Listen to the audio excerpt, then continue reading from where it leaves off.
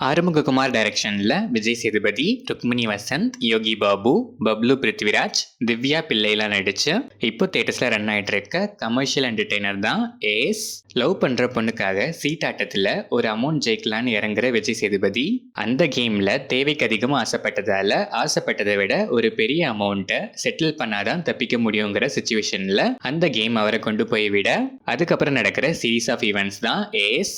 இந்த படத்தோட run time 2 hours and 36 minutes. படம் ஆரம்பிச்சது ஓகேஷா ஸ்டார்ட் ஆச்சு.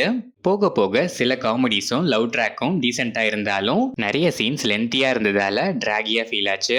இன்டர்வெல் கிட்டேயே இப்பதான் இன்டர்வெல்லான்னு கேட்க வைக்கிற மாதிரி தான் இருந்துச்சு. பார்ஷியலா ஸ்கிரீன் பிளே என்கேஜிங்கா இருந்துச்சு. செகண்ட் ஹாஃப் கம்பேரிட்டிவ்லி இன்னும் பெட்டராகவே என்கேஜிங்கா இருந்துச்சு. Towards climax much better. Still length இன்னும் ட்ரிம் பண்ணியிருக்கலாம். Vijay Sethupathi energetic performance. Throughout the movie fresh எனர்ஜியோடவே டிராவல் ஆகுறாரு. மேனரிசம்ஸ்லாம் ஆஸ் யூஷுவல் செம்ம.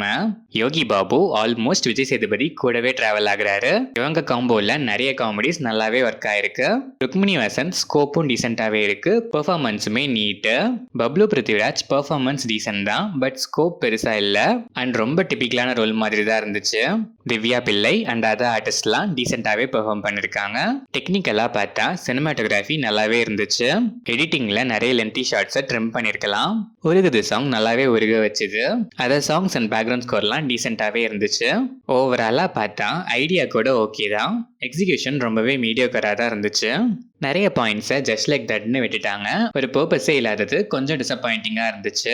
ஃபர்ஸ்ட் ஹாஃப் பார்ஷியலா என்கேஜிங்கா ஓகேஷா இருந்துச்சு. செகண்ட் ஹாஃப் கம்பேரிட்டிவ்லி நல்லா என்கேஜிங்காவே இருந்துச்சு.